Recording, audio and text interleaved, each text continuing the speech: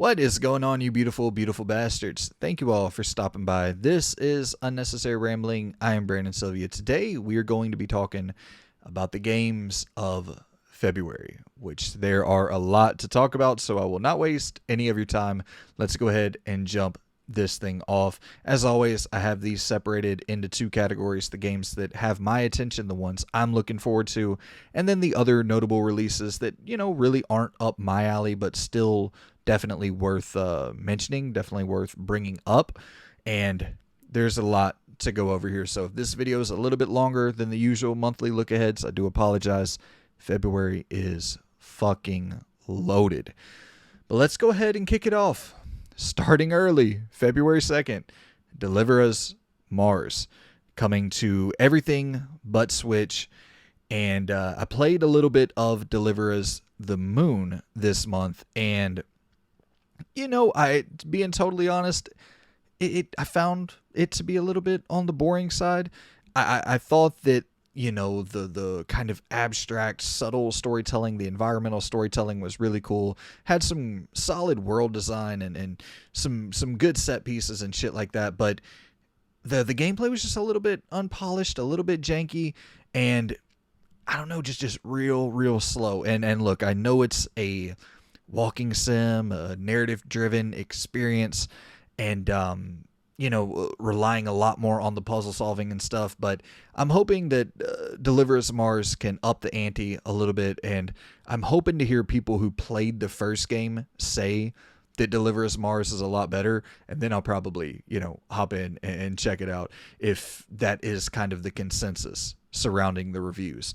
But, it's only like a $30 game, so it wouldn't hurt me to watch a little recap of Deliver Us the Moon, get the ending, and then be up to date diving into Deliver Us Mars on the 2nd, which they're saying, the developers are saying that they're trying to make it as new player friendly as possible with, it's set 10 years after Deliver Us the Moon, but supposedly they're trying to leave it open enough for new players to come in and not miss out on too much. So, that's a good thing. But I still, if I do end up checking it out, I will watch a little bit of a recap just to make sure I'm up to date enough, because I definitely won't be going back and finishing Deliver Us the Moon.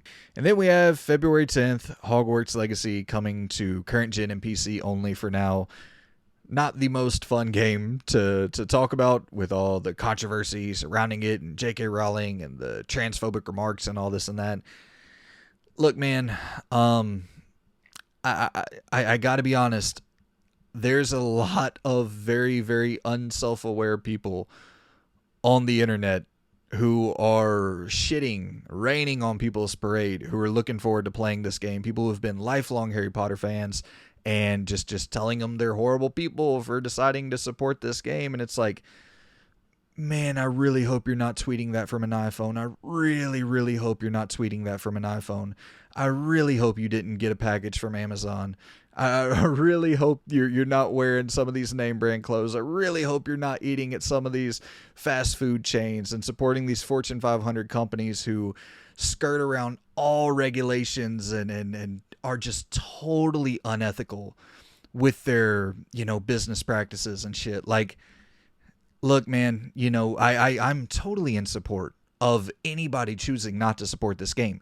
You're a grown-ass adult. Spend your money however you want to or don't want to spend your money. I don't give a shit, but this idea, this totally pseudo-moralistic, just hypocritical worldview of people bashing other people for choosing to buy a product whenever they have Amazon boxes stacked up in their house, whenever they have a MacBook and an iPhone that they're using on a daily basis. And like, dude, we got to start looking in the mirror, man. We have to start, developing some self-awareness and reflecting about the things we could do better ourselves before we go out and judge everybody else for their purchasing decisions, because it's impossible to be a moralistic consumer in 2023. These Fortune 500 companies, they own the world, and they all do really, really shady shit, man.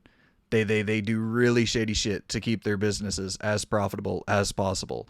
And look into the way that Apple's ran, look into the way that Amazon's ran, look into the way that these companies that you support on a daily basis are ran. Before you knock somebody for buying Hogwarts Legacy, a game that is developed by hundreds of people who likely do not align with J.K. Rowling's worldviews, likely do not support the same ideologies that she does. You're talking about wanting to stick it to the man and stick it to J.K. Rowling. That lady's a billionaire. These people working on the game are making, livable wages, but they're absolutely, if this game tanks, which it won't tank, but if it did, they could, you could be shutting down a whole company of normal people. It's way more nuanced and complicated than a lot of you want to give it credit for. And it's just,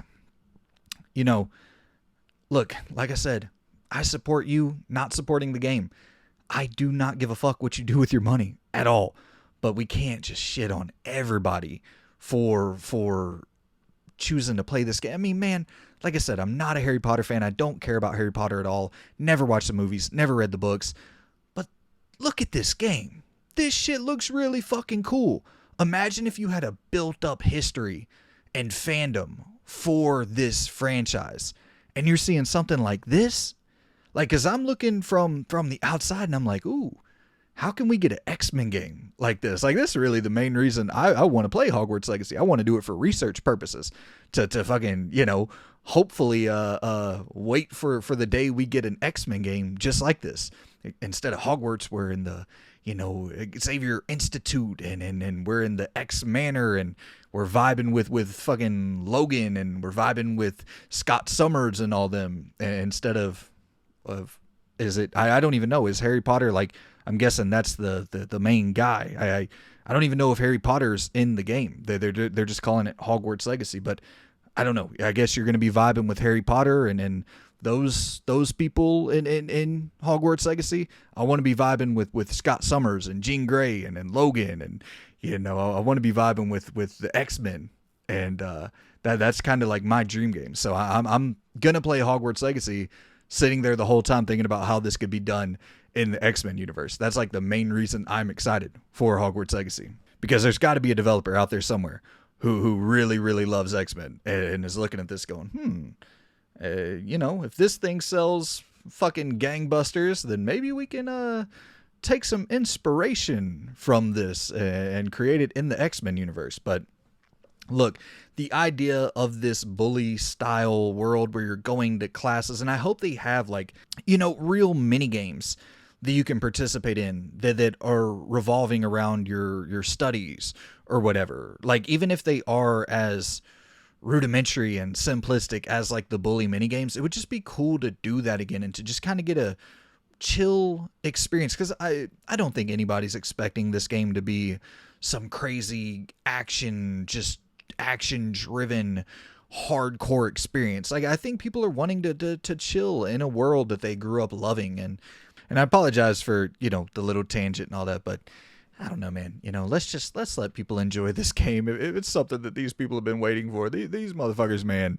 These Harry Potter fans, they haven't had a good game since like 2001. It's been fucking 20 plus years. Let's let these damn Harry Potter fans have a win here. If this game's good, let them go out and play it without bullying them too much online. That's crazy. All right.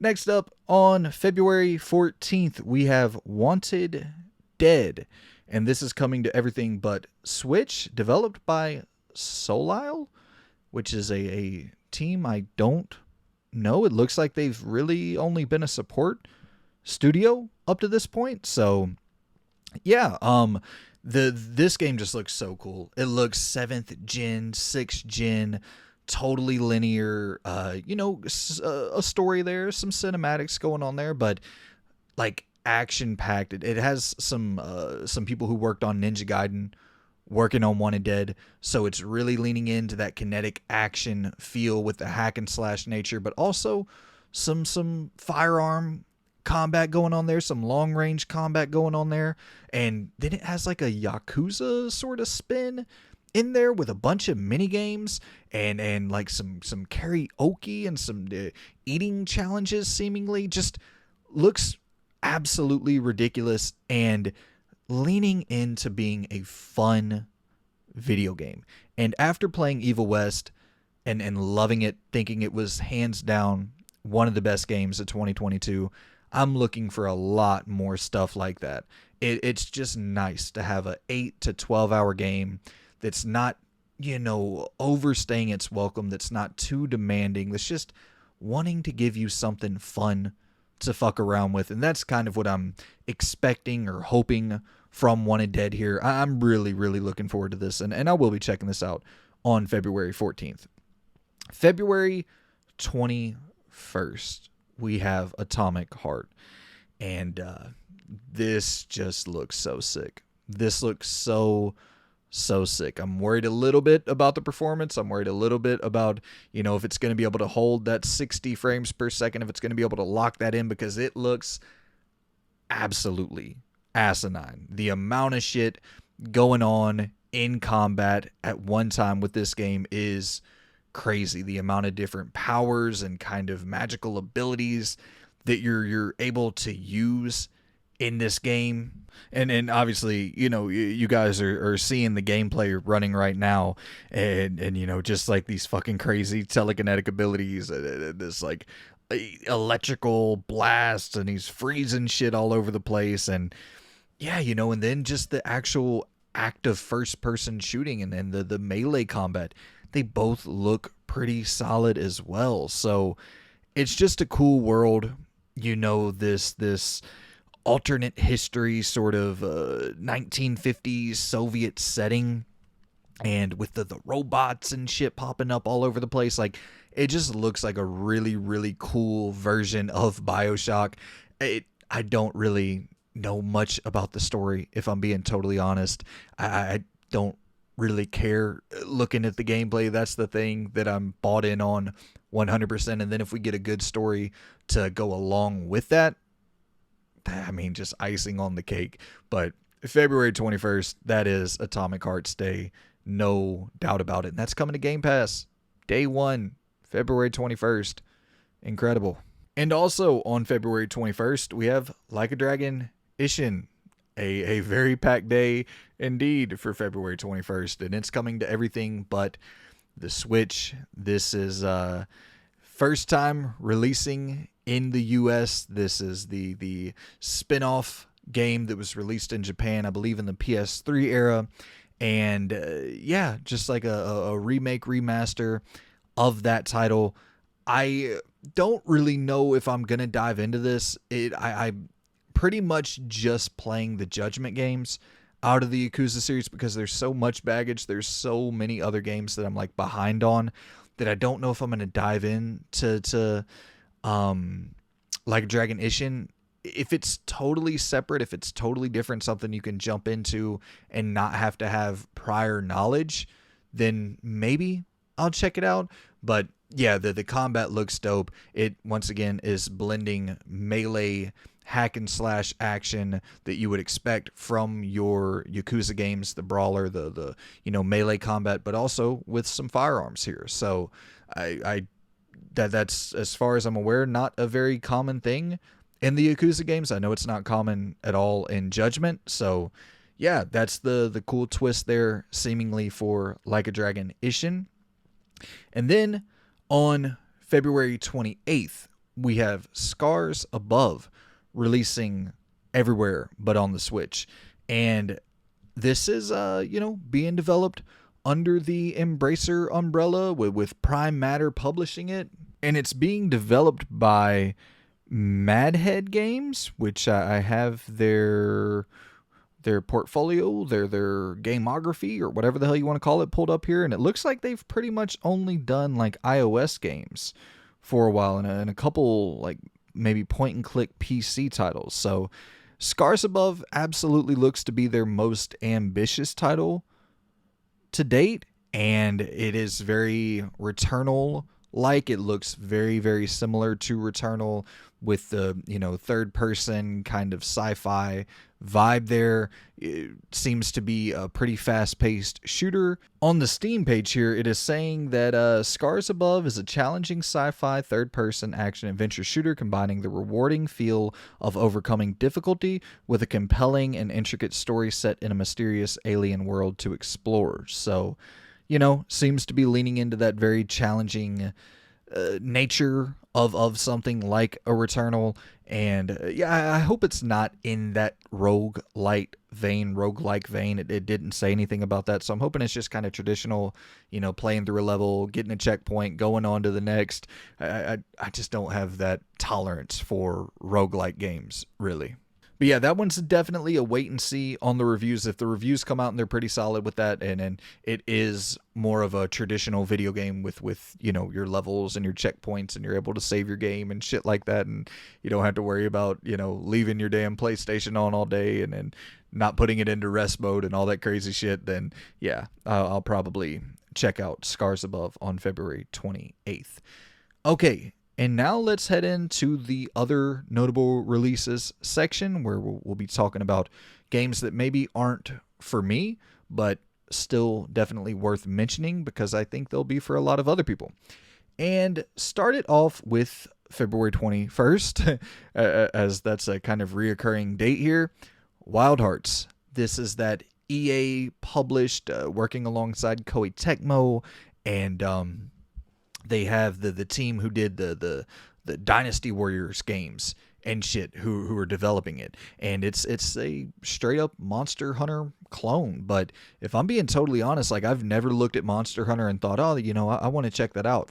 But looking at Wild Hearts, there's something about this that just looks really, really sick. I don't know if it's the more, the next gen graphics or whatever, but I don't know. The combat just looks fun. It looks a little bit more fluid. I don't know. I might end up checking out Wild Hearts if people are just raving about it. And I think they're saying you can play it fully single player. Don't have to worry about diving in multiplayer and shit, which, I'm a fucking loser loner. Don't really like playing my multiplayer games. So if they do have a single player narrative to it, who knows? And then we go to February 22nd with Horizon Call of the Mountain, PlayStation VR 2 exclusive, and this is being developed by Firesprite, the team that did the Persistence game on VR, and it, of course, looks fantastic. This game looks incredible.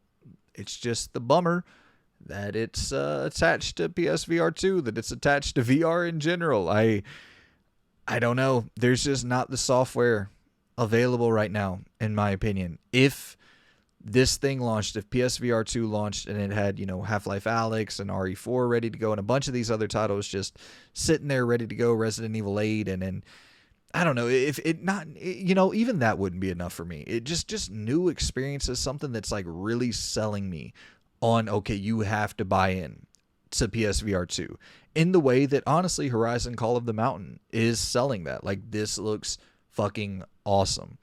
But $500 for one game, when we look at the library for PSVR 1 and we're like, oh, that didn't get much support on the software side of things at all. And I just don't expect this to go well.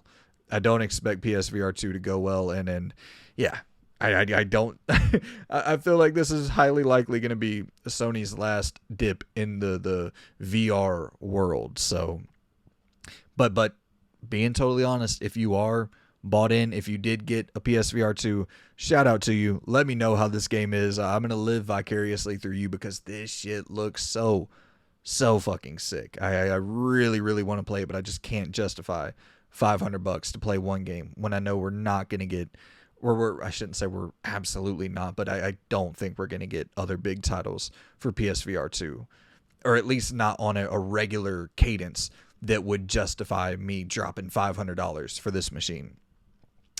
And next up, February 23rd, PC only, Sons of the Forest. I haven't really looked into this at all. I know they had the first game, I don't, Alone in the Forest, something like, I don't even know the name of it, but it's a survival, like, mildly horror title, and it looks really, really cool.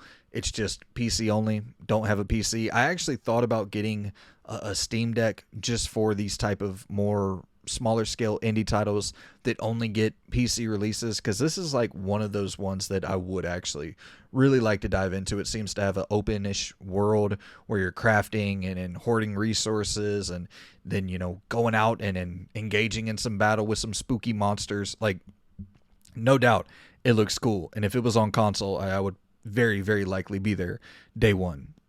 And then we have February 24th, Kirby's Return to Dreamland Deluxe, Switch only, obviously. And yeah, Kirby. Also on February 24th, Octopath Traveler 2, coming to everything but Xbox, which is kind of fucking crazy because it came to Game Pass. Square Enix is weird, man. I'm keeping my eye on them. I don't know what they have going on there. They're growing progressively distant from Xbox. Almost makes you think that they might be preparing for a sale or something here. But who knows? That's mindless speculation on my behalf. But I really think Octopath Traveler 2 looks incredible. It's just coming out in a rough month where I don't see myself having time to dive into Octopath Traveler 2. And out of everything here, you know, it's on the lower end for me of stuff that I want to check out. So I don't think I'll get around to it in February. Maybe pick it up later for a sale, possibly. I know that these JRPGs typically don't get steep sales all that often. So I don't know. I think it might just, unfortunately, have launched in a really, really competitive month, and I might end up passing it by. But it does look really, really good. The art style, the HD 2D thing just looks fantastic. And yeah, I know people are going to enjoy the shit out of that on February 24th. And then last up, February 28th, we have Destiny 2 Lightfall. Everything but Switch as well.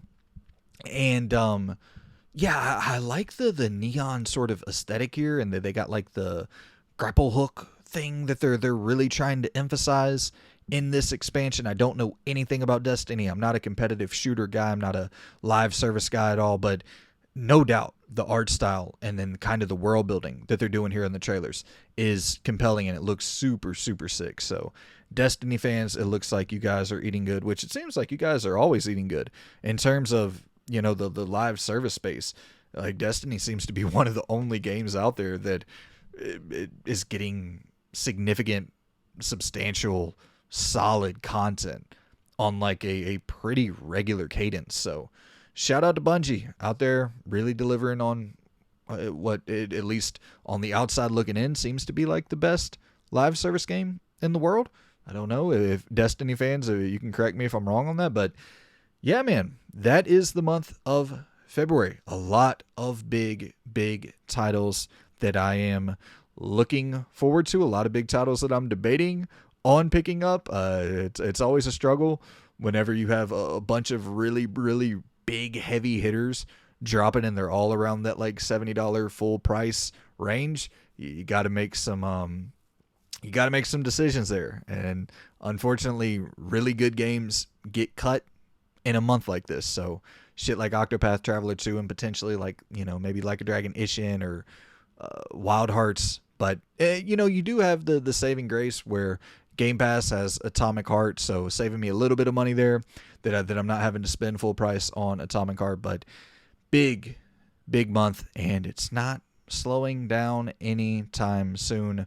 March is loaded as well. March is really loaded with 3 games for me right now, but all 3 of them look to be like pretty meaty, you know, 15 plus hour games that are, yeah, like must play day ones that none of them come into any service. So dropping some cash in March, but it is what it is.